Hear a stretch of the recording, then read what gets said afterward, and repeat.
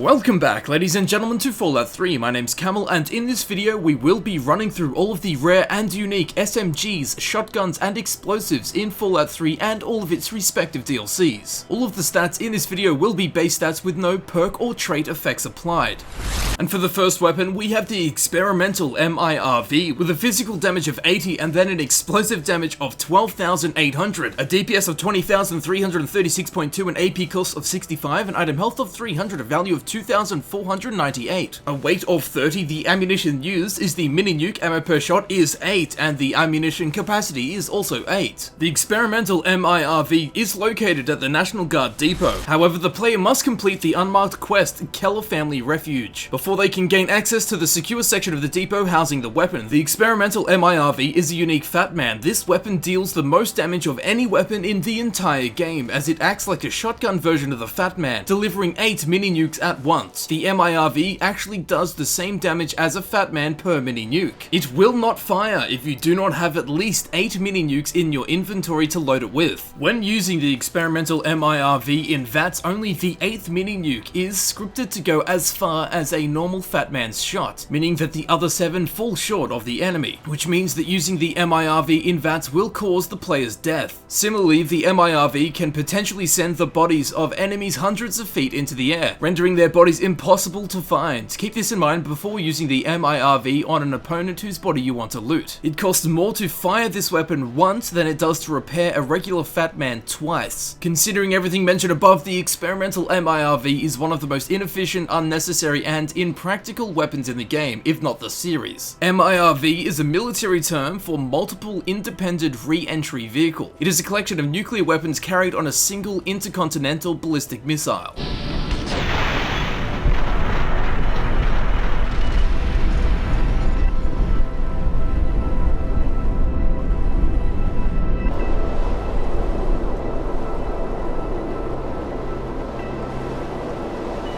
For the next weapon, we have Miss Launcher with a physical damage of 20 and an explosive damage of 200, a DPS of 347.4, an AP cost of 55, an item health of 100, a value of 400, and weight of 15. The ammunition used is the missile, ammo per shot is 1, and the ammunition capacity is also 1. Miss Launcher is located in a weapons storage room inside Fort Independence. Miss Launcher is a unique version of the standard missile launcher model. It is more comparable to a grenade launcher than a missile launcher, as it has an arcing flight similar to the Fat Man. Standard missiles fired from this weapon do not fly. Instead, the missile tube itself has been converted to propel them pneumatically. In doing so, both the missile's explosive warhead and the unused solid rocket fuel are free to detonate together, increasing the missile's explosive damage potential by 30%. A side effect of this is that it also reduces the chances of giving away your position if fired from hiding. If used without the aid of VATS, it is an excellent practice for the Fat Man, as you won't kill yourself with a badly placed shot most of the time. The damage bonus comes at the cost of range. The missile launcher's drastically underpowered propulsion system renders it incapable of hitting targets further than 30 feet away, half the range possible with throwing grenades. Because of the nature of the weapon's sharp ballistic trajectory, it can be extremely challenging to aim outside of VATS. However, even in VATS, this weapon is horribly inaccurate. The game fails to take into account projectile arc, meaning any shots fired usually fall completely short at medium ranges. And unlike regular missiles, missiles fired from Miss Launcher will not explode on impact, and instead are triggered like grenades, i.e. when hitting a target in VATS or after a specific time limit.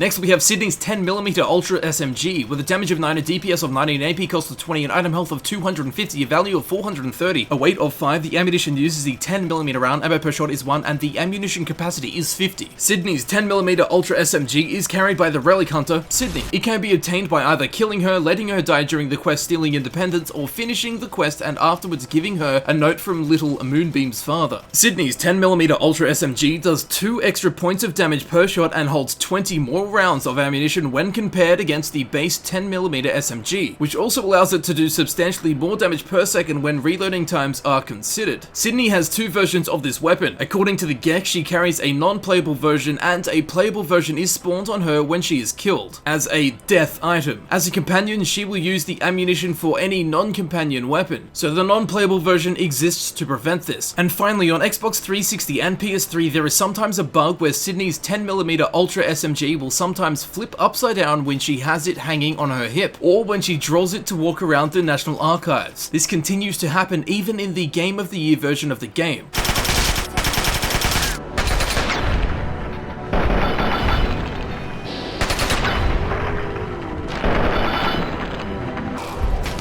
And for the next weapon, we have the Kneecapper with a damage of 75, a DPS of 140.6, an AP cost of 37, an item health of 250, a value of 350, a weight of 5, the ammunition used is the shotgun shell, ammo per shot is 1, and the ammunition capacity is 2. The Kneecapper can be found being carried by Ronald Laren, who lives in Shade. You can either kill him for it or reverse pickpocket it from him. The Kneecapper is a unique variant of the sawed-off shotgun. The Kneecapper deals much more damage and is significantly more accurate than the regular sawed-off shotgun. It is not as accurate as the combat shotgun, but deals more damage per shot, though it must be reloaded 6 times as often because it only holds 2 shells. The Kneecapper deals damage through raw power alone, since it does not deal any critical hit damage. The Kneecapper can fire a total of about 111 shots, the equivalent of 56 reloads from full condition before breaking. This is 56 fewer shots than the common sawed-off shotgun. If Ronald Laren learns of Sierra's death, he will refer to the Kneecapper by name as he attacks the Lone Wanderer. And finally, the Kneecapper takes its name from the act of kneecapping someone, which is shooting them in the kneecaps to cripple their legs. You really don't have to try everything once.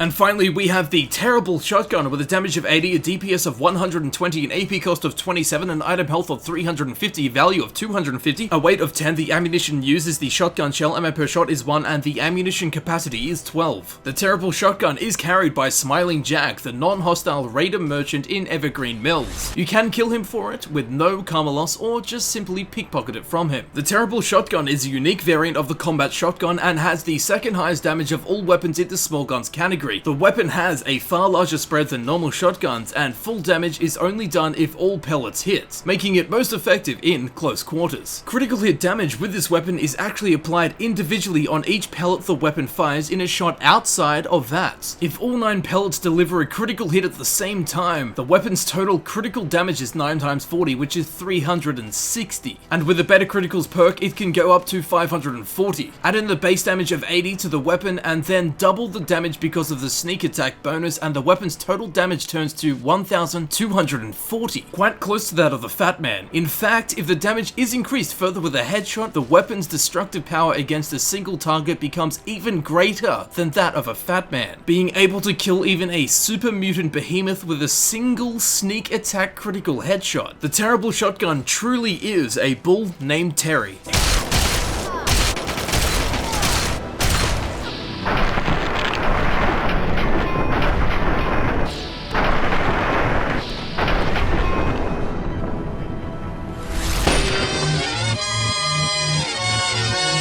There we have it. That does conclude our video on the rare and unique SMGs, shotguns, and explosives that can be found in Fallout 3 and all of its respective DLCs. I hope this video helped you in your Fallout 3 shopping list. As you can see on screen, there are other videos in this series, and if you would like to check them out, please feel free to do so. I would really appreciate it. Links will also be in the description for mobile users. Twitter. If you did enjoy this video and this video helped you out, please don't forget to leave a like. Be sure to leave a comment letting me know your favorite weapon in this video and the time of your favorite kill. Twitter. If you're a sadistic maniac. Be sure to share this video amongst your fellow Vault Dwellers, and as always, if you did enjoy this video and you would like to see videos similar to this one, please subscribe. It helps me know people are interested in these kind of videos, and in the long run will result in more of these kind of videos across various games, i.e. Fallout 4. Links to both Twitter and Facebook will be in the description. Please feel free to follow and like. Twitter. I'd like to thank you very much for watching, and I will see you very shortly in the next video. I'll see you there in a second.